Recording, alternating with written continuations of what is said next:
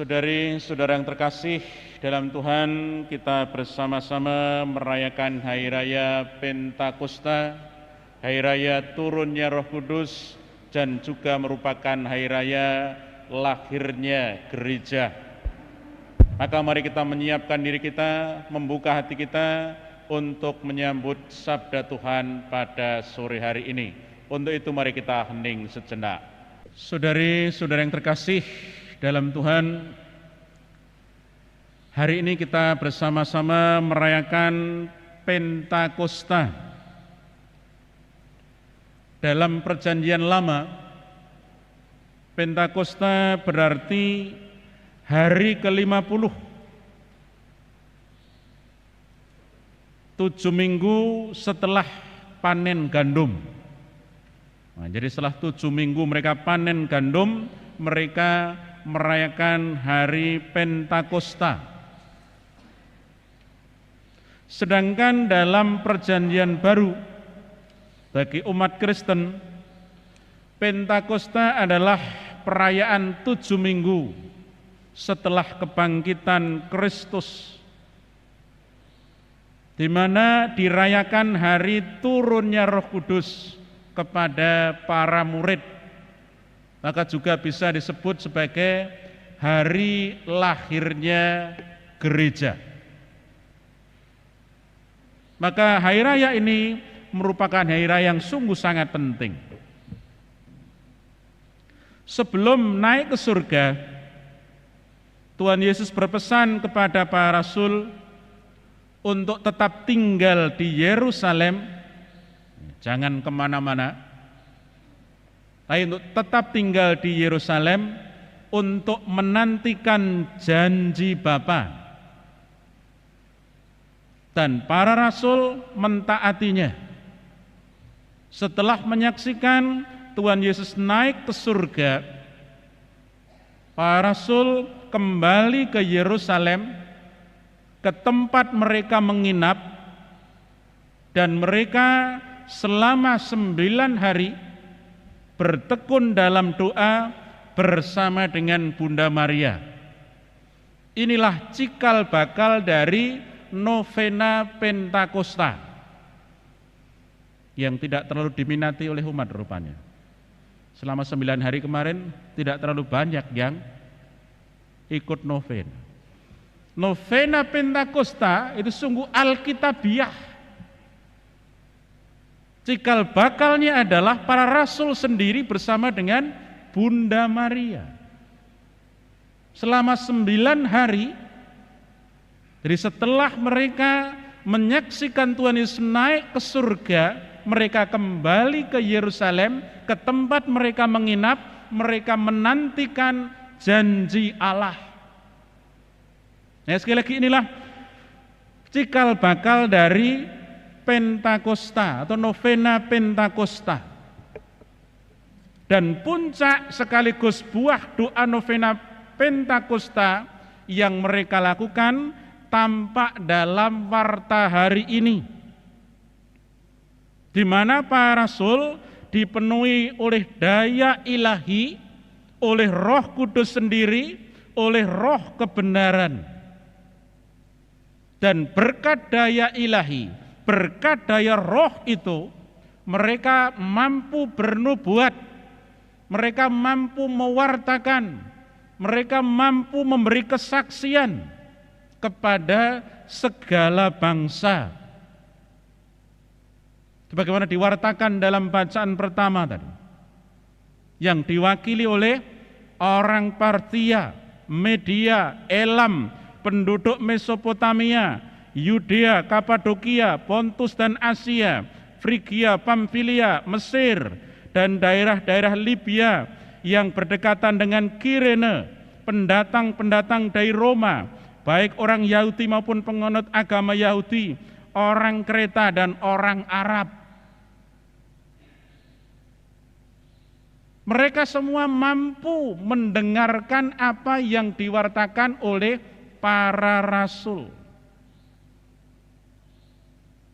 Nah, untuk memahami peristiwa Pentakosta yang sungguh luar biasa itu, kita bisa membandingkannya dengan kisah dua orang murid yang pergi ke Emmaus,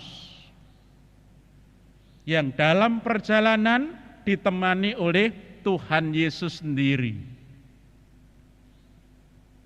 Ketika Tuhan Yesus pelan-pelan memberikan pewartaan, mereka tidak menangkapnya.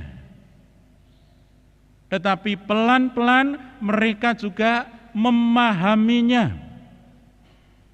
Dikatakan di sana bahwa kedua murid yang mendengarkan pewartaan Tuhan Yesus yang telah bangkit itu, hati mereka berkobar-kobar.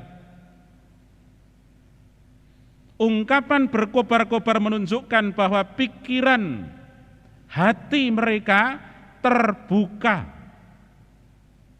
Dengan kata lain, perjumpaan mereka dengan Tuhan Yesus yang bangkit membuat mereka memahami isi kitab suci dari dalam, bukan sekedar menghafalkan ayat-ayatnya, tetapi sungguh memahaminya. Ya, memahami dari dalam, memahami misteri Paskah. Nah, pemahaman dari dalam itulah kiranya yang terjadi dalam diri para rasul ketika mereka mendapatkan daya ilahi dan menjelaskan, mewartakan, memberi kesaksian tentang misteri Paskah itu. Nah, dengan pemahaman dan juga pengalaman batin yang mendalam, para rasul bersaksi tentang kebenaran, tentang keselamatan Allah, dan sekali lagi dimengerti oleh aneka macam orang dengan latar belakang budaya dan lain sebagainya, di mana orang-orang itu mengatakan, kita mendengar para rasul berkata-kata dalam bahasa kita sendiri tentang perbuatan-perbuatan agung yang dilakukan oleh Allah. Nah, menunjukkan kepada kita bahwa daya ilahi Roh Kudus sendiri sungguh luar biasa. Maka dari warta yang disampaikan kepada kita hari ini, kiranya kita bisa mengambil beberapa hal untuk kita renungkan lebih lanjut. Yang pertama, Pentakosta adalah perayaan keselamatan. Dalam perjanjian lama ditandai dengan perayaan setelah 7 minggu mereka panen gandum.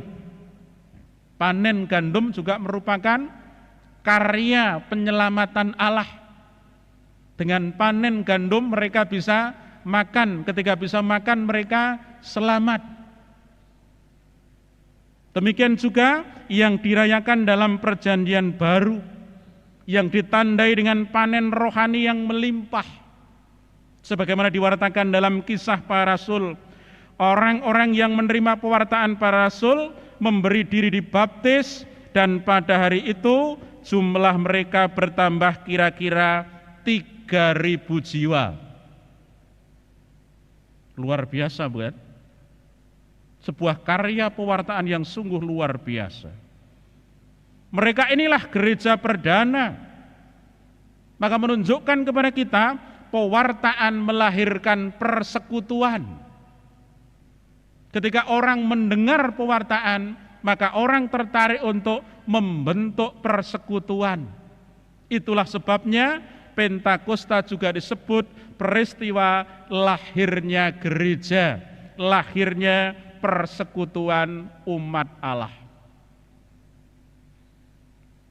Yang kedua, sejak awal berdirinya gereja tidak pernah lepas dari rintangan, dari gangguan, bahkan penganiayaan. Namun semuanya itu tidak pernah menyurutkan semangat orang-orang yang percaya. Terbukti dengan lahirnya banyak martir, di mana mereka memiliki semboyan lebih baik mati daripada murtad. Maka sekitar 400 tahun pertama itu banyak sekali martir. Ketika gereja berada dalam penganiayaan. Kenyataan ini mengajarkan kepada kita bahwa orang-orang yang percaya atau bagi orang-orang yang percaya, daya ilahi, kuasa Roh Kudus sungguh nyata dan luar biasa. Karena orang-orang yang percaya itu berkat daya ilahi, berkat kekuatan Roh Kudus mampu bertahan dalam iman. Yang terakhir, setiap zaman memiliki tantangannya sendiri. Salah satu buktinya, salah satu contohnya, di zaman kita berhadapan dengan COVID-19. Tergantung bagaimana kita melihatnya, COVID itu bisa sebagai musibah, tetapi juga bisa sebagai berkah. Sebagai musibah memang merupakan wabah yang mematikan. Sebagai berkah karena mendorong kita untuk menemukan cara-cara baru hidup menggereja. Kita ditantang untuk menemukan cara baru, metode baru, semangat baru, ungkapan-ungkapan baru dalam hidup menggereja.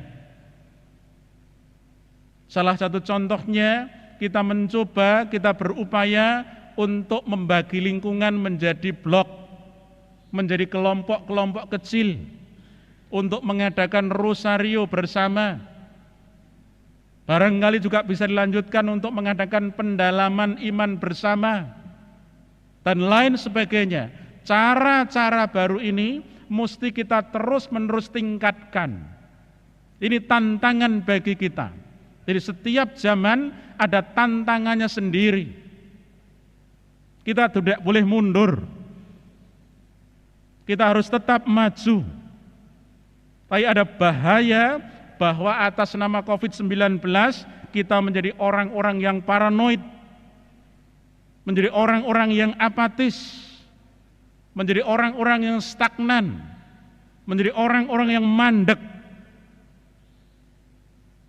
Ketika itu terjadi, maka ini bertentangan dengan semangat pembaharuan gereja. Ecclesia semper reformanda. Gereja selalu membaharui diri. Ketika tidak, maka kita akan menjadi fosil. Maka sekali lagi cara-cara baru harus kita temukan. Dan ketika kita sungguh-sungguh mempercayai daya Roh Kudus, daya ilahi itu, maka kita akan mampu untuk menemukan cara-cara baru hidup menggereja, hidup memasyarakat. Maka semoga daya Roh Kudus yang kita terima saat pembaptisan, saat penguatan, saat ekaristi, atau saat kita menerima sakramen-sakramen yang lain, mengobarkan semangat hidup menggereja kita, semangat hidup memasyarakat kita. Semoga kita menjadi pribadi-pribadi yang kreatif, pribadi-pribadi yang inovatif dalam hidup dan kehidupan ini, sehingga kita mampu menjadi berkat bagi masyarakat, menjadi berkat bagi sesama. Berkat Tuhan menyertai kita semua.